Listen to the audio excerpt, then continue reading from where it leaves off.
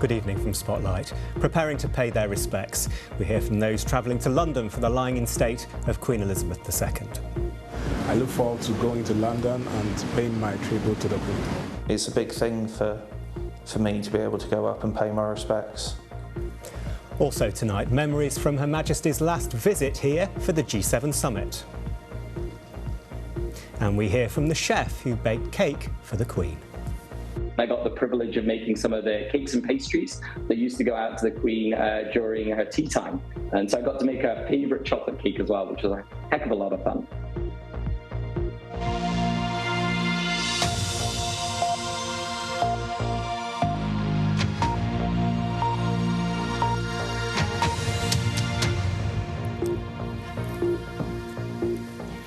Thank you for joining us tonight.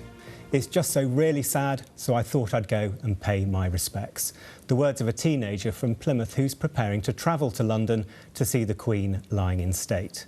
Many others from the region will make the journey to the capital to say goodbye. As Melanie Chiswell reports, there will also be officers from Devon and Cornwall Police helping with the huge security operation. Chiswell, BBC Spotlight, Plymouth. And if you're going to London to pay your respects, please let us know. Now, the Queen was perfectly at home with world leaders. Remember last year's G7 summit at the Eden Project. But as John Ayres looks back at that final visit to the southwest, she was simply brilliant with people. June last Spotlight at the Eden Project. And in other news tonight, there's been a development this afternoon in relation to the shootings in Keyham last August. Devon and Cornwall Police is facing a new investigation into potential breaches of health and safety law in the running of its firearms licensing unit. Our Home Affairs correspondent Ben Wolvin is with me now. And Ben, how did this come about? This was at Casey's King's Council. Ben Wolvin, thank you very much for that. Now, many of you have been getting in touch with us with your memories of meeting the Queen. Well, young chef Kieran Hales from Stoke Gabriel had the honour of cooking for her when he worked at Buckingham Palace and Sandringham. He's now a head chef at a restaurant in the United States. When he joined me earlier from Michigan, I asked him how he felt following the death of the Queen. It was super sad. I didn't think... Thank you so much. You have a wonderful day. Now, the Queen loved the countryside, so it was a bit of a no-brainer that the Widdicombe Fair went ahead today. Organisers say it's what she would have wanted. Joanna Carr spent the day on Dartmoor. Spotlight, Widdicombe in the Moor. Many people here in the southwest had direct contact with the Queen over the years, but one man from Devon spent an entire year serving her in his role as the assistant to the Master of the Household. The job was held while he was on secondment from the RAF, and Adam Fox-Edwards is with me now. Now, Adam, you were there for a very specific reason, weren't you? Just tell us about that. I was very fortunate. I was seconded from the Royal Air Force from my job as a pilot, and I joined the Royal Household to organise the Queen's Golden Wedding celebrations 25 years ago this year. Quite a big job. How complicated was it, and how involved did the Queen get? Well, it was very much a personal thing, so that she very much got involved. So a variety of challenges with the role, new to me, knowing how the household worked and getting to know the ropes and so on. But one of the challenges set early on by Her Majesty was to say the band she'd had in previous events she thought was a little stuffy. Could I find something a little more lively, that the youngsters would enjoy dancing to as she would? That was a hell of a challenge for me, trying to think, how on earth do I choose a band suitable for Her Majesty to dance to and meeting the needs of the younger generation as well at Windsor Castle, without telling anybody who it was for and what it was about. And tell us a bit about this lovely photo that was given to you. I was very fortunate. After the end of my time there and after the events we organised, the Queen gave me this signed photograph of her, and I had an audience with her in a private sitting room in her apartment at Buckingham Palace, so I was very, very honoured indeed. And she gave me this picture along with some cufflinks, so that's one of my most treasured possessions that she gave me. Can you give us an insight at what she was like in those moments when it was just you with her? I think others have commented on this over the recent days.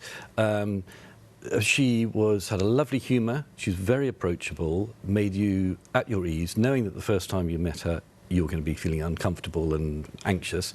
I sat next to her at lunch at Windsor and she couldn't have been more hospitable and put me at my ease. The great humour, her radiant smile that would light up a room, which you don't see when she's on formal duties, launching a ship or opening a building or something when she's in a formal role. but off duty with that smile. Another thing I remember was her encyclopedic memory with the thousands of people she would meet every year, and yet you'd refer to some event or some people and she would remember the detail.